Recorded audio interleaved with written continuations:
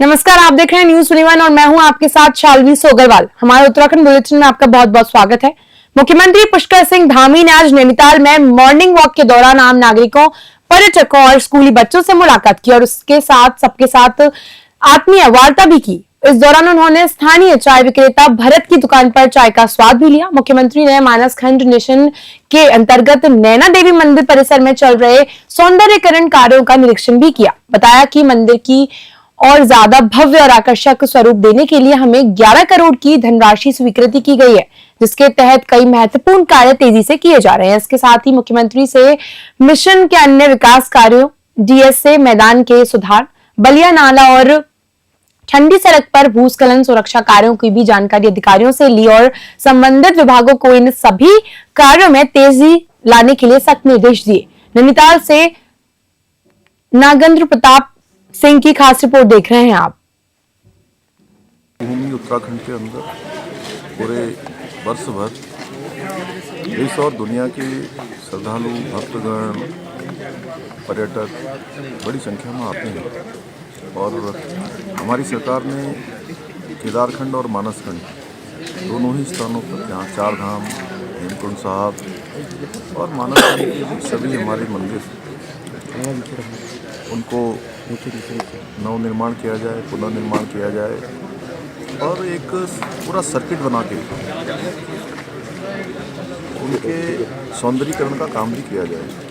तो उसी कड़ी में चाहे यहाँ कैची धाम हो या नैना देवी मंदिर हो या हमारे गोलजू कॉरिडोर बनाने की परियोजना पर काम जिस पर आगे बढ़ रहा है, इसके साथ साथ हमारे अनेक स्थान, चाहे बैजनाथ धाम हो, बागनाथ हो, हाट काली का स्थान हो, कोटगाड़ी मैया का स्थान हो, सभी स्थानों को बढ़ाया जाए। डोईवाला पुलिस को बड़ी सफलता मिली है। पिछले 1 वर्ष से फरार चल रहे स्मैक तस्करी के मुख्य सरगना जकरुद्दीन को बरेली उत्तर प्रदेश से गिरफ्तार किया गया। आरोपी लगातार अपने ठिकाने बदलकर गिरफ्तारी से बच रहा था। पूछताछ में पता चला कि जकरुद्दीन बड़े स्तर पर स्मैक की अवैध तस्करी और भारी मात्रा में बिक्री से संलिप्त था। पुलिस अब उसके आपराधिक इतिहास की जांच कर रही है और प्राप्त तथ्यों के आधार पर आगे की कार्रवाई कर रही है। यह गिरफ्तारी डोईवाला पुलिस के सतत निगरानी और गुप्त सूचना पर आधारित अभियान की सफलता है। डोईवाला से आशीष यादव की खास रिपोर्ट देख रहे थे आप।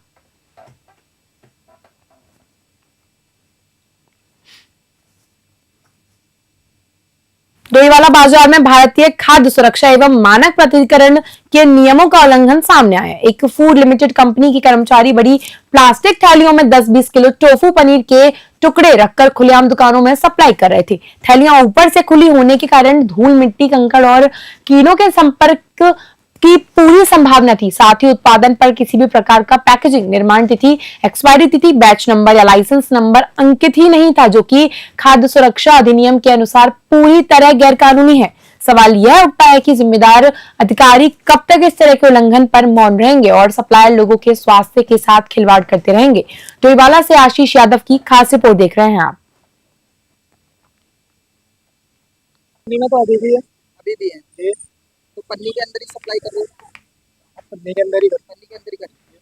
और पन्नी आपको मालूम है प्लास्टिक बैंड है, वो तो पहले से ही आ रही है सर। हम तो अभी आए हैं, नए लड़कियां जो वहीं से दिए जा रहे हैं, तो हम आ रहे हैं।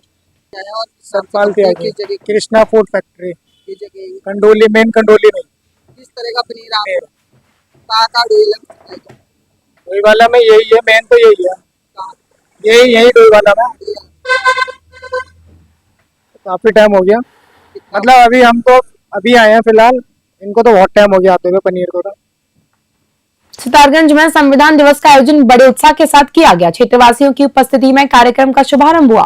भीम आर्मी के जिलाध्यक्ष सत्येंद्र कुमार ने कहा कि आज हम बाबा भीमराव अम्बेडकर द्वारा निर्मित संविधान का सम्मान कर रहे हैं। उन्होंने सभी से आग्रह किया कि हर भारतवासी को संविधान पढ़ना और समझना आना चाहिए।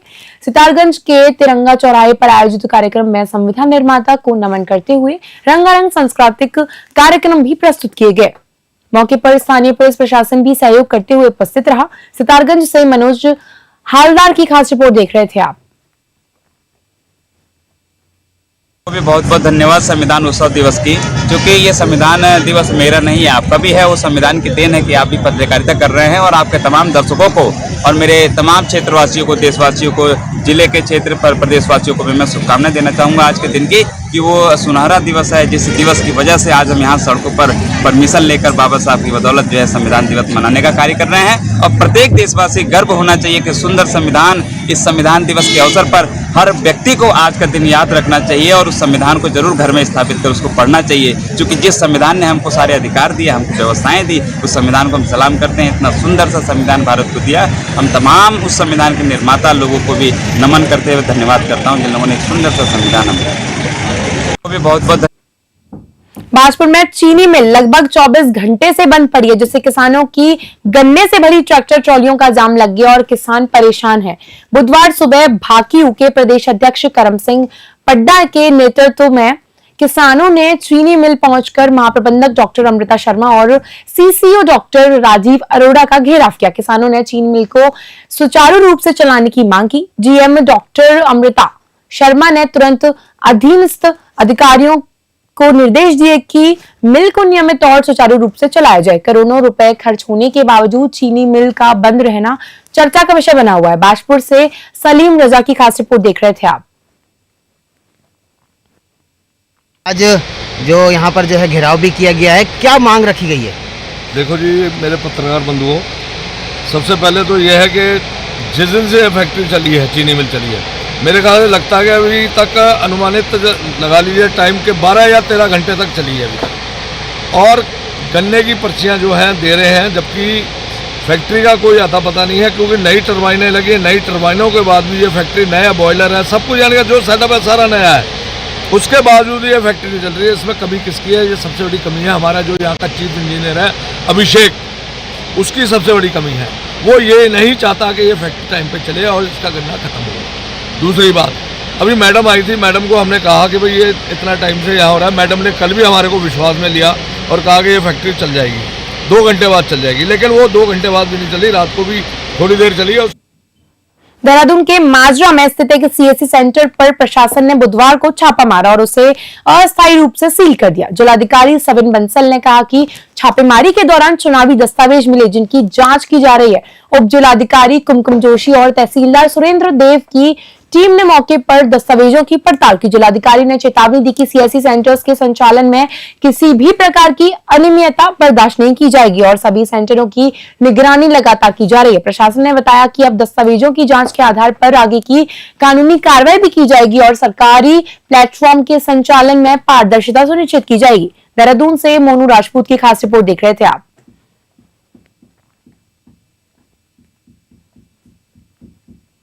सरोवर नगरी नैनीताल देर शाम उत्तराखंड के मुख्यमंत्री पुष्कर सिंह धामी पहुंचे, जहां भाजपा कार्यकर्ताओं ने उनका स्वागत और अभिनंदन किया। रात विश्राम के बाद सुबह सैर पर निकले मुख्यमंत्री ने फुटपाथ पर चाय लगाने वाले कारोबारियों के यहां भाजपा कार्यकर्ताओं के साथ साथ चाय बनाई और बेकरी उत्पादों का आनंद लिया। मुख्यमंत्री ने चाय बनाने वाले कारोबारी को उत्पाद के पैसे दिए और दूसरों को भी चाय पिलाने के लिए कहा। चाय वालों ने पैसे लेने से मना किया, लेकिन मुख्यमंत्री और कार्यकर्ताओं की प्रेरणा पर उन्होंने स्वीकार कर ली। इसके बाद मुख्यमंत्री ने नगर में विभिन्न निर्माण कार्यों का निरीक्षण किया। इस दौरान जिला प्रशासन के अधिकारी, पुलिस प्रशासन और भाजपा कार्यकर्ता मौजूद रहे। नैनीताल से ललित जोशी की खास रिपोर्ट देख रहे थे आप।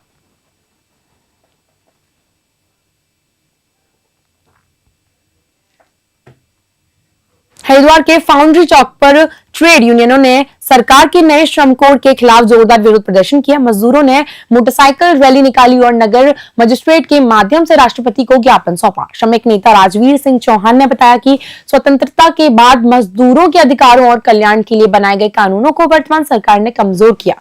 2020 में 44 पुराने श्रम कानून समाप्त कर 4 नए श्रम कोड लागू किए गए, जो मजदूरों के बुनियादी अधिकारों पर प्रतिकूल प्रभाव डालते हैं। देश भर के श्रमिक संगठनों ने बीएमएस को छोड़कर 26 तारीख को राष्ट्रव्यापी आंदोलन का आह्वान किया। हरिद्वार में बीएचएसएल के सीएफएसपी गेट पर भी मजदूरों ने कोड रद्द करने और पुरानी व्यवस्था बहाल करने की मांग की है। हरिद्वार से तनवीर अली की खास रिपोर्ट देख रहे थे आप।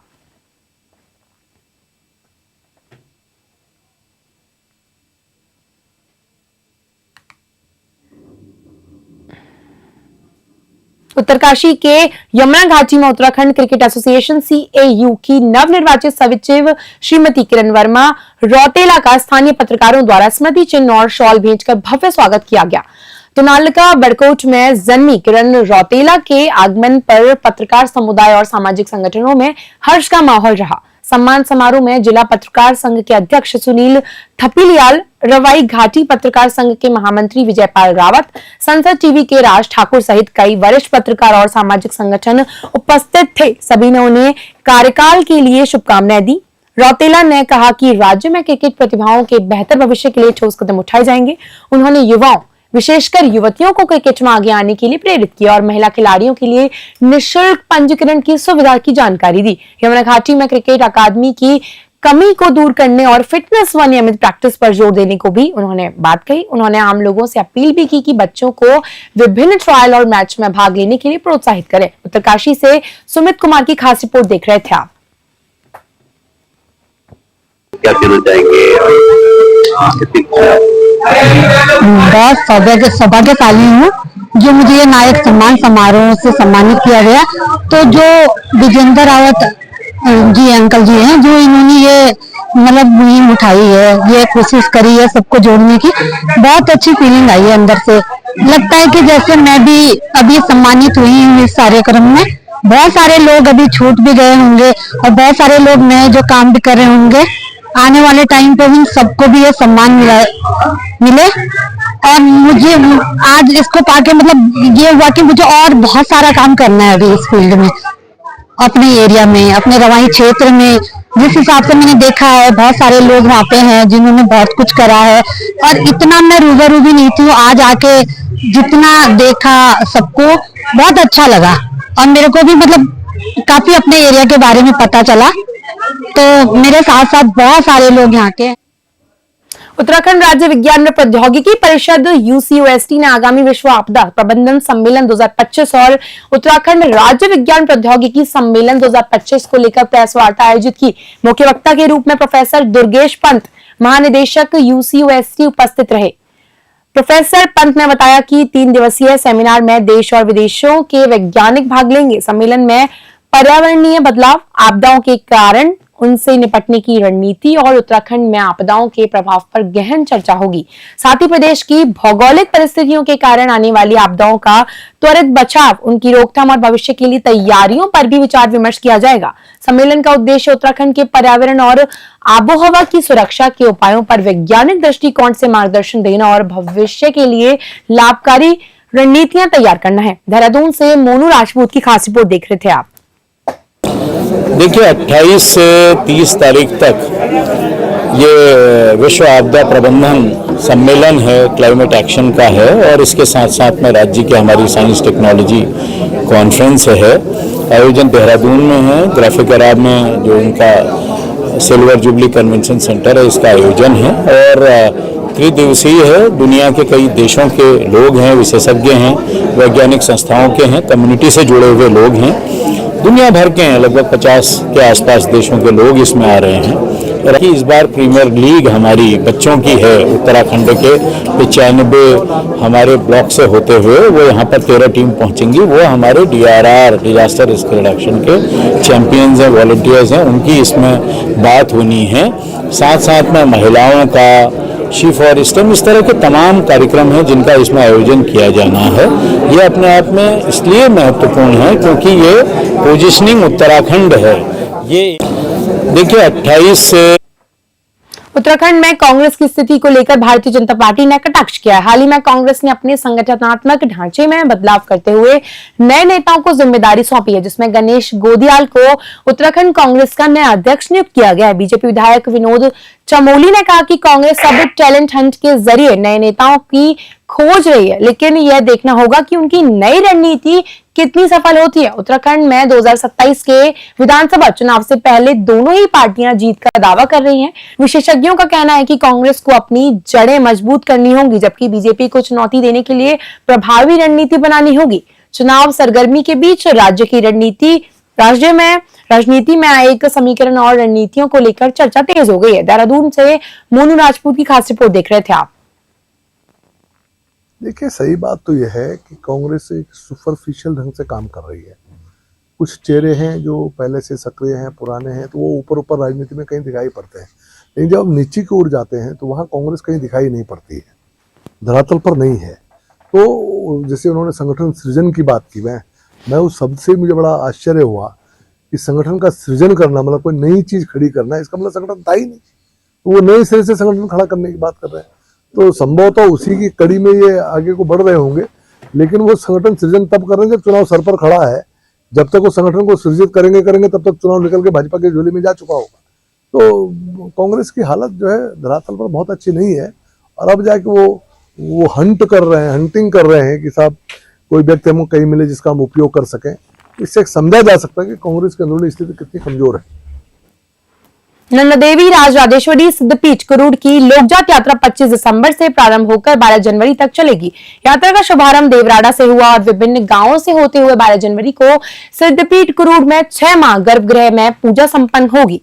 यात्रा मार्ग में सुनाऊ मल्ला, बजवाड़, मेल्ठा, देवल किमनी, नेल, कुलसारी, पास्तोली, मेटातल्ला, बमनगांव, देवपुरी, नागौली, मरोड़ा, हंसकोटी, बैनोली, पेठाड़ी, सिमली, नाखौली, सड़कोट और सेंती शामिल है। इस अवसर पर नंदा देवी सिद्धपीठ देवराड़ा के अध्यक्ष भुवन चंद्र हचवाल, संरक्षक विनोद रावत, उपाध्यक्ष शौर्य प्रताप सिंह रावत सहित अन्य उपस्थित रहे। चमोली से ब्यूरो रिपोर्ट देख रहे थे आप।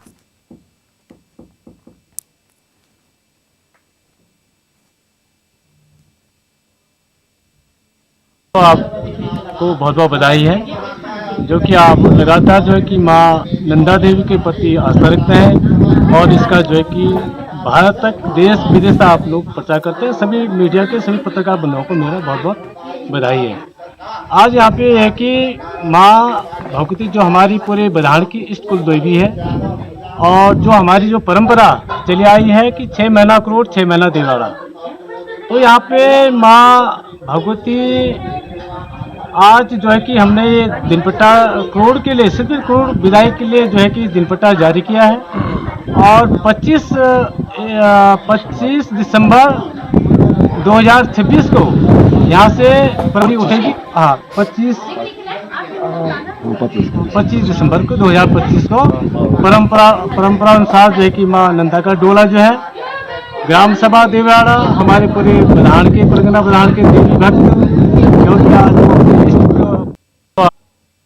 परमार्थ निकेतन के परमाध्यक्ष स्वामी चिदानंद सरस्वती ने आज मीडिया से बातचीत में कहा कि देश की डेमोग्राफी बदलने की कोशिशें अब खुले रूप में सामने है, लेकिन भारत अब कमजोर नहीं बल्कि मजबूत नेतृत्व वाला राष्ट्र है। उन्होंने कहा कि मोदी और अमित शाह के नेतृत्व में देश की व्यवस्था मजबूत हुई है और दुनिया भी भारत की नई शक्ति को स्वीकार कर रही है। स्वामी जी ने दिल्ली की हालिया घटना को गहरी साजिश बताते हुए कहा कि अब कठोर कार्रवाई होगी और कानून के दायरे में हर षड्यंत्र का जवाब दिया जाएगा। उन्होंने देशवासियों से कहा कि अब पीछे नहीं, एकजुट होकर आगे बढ़ने का समय है। देहरादून से मोनू राजपूत की खास रिपोर्ट देख रहे थे आप।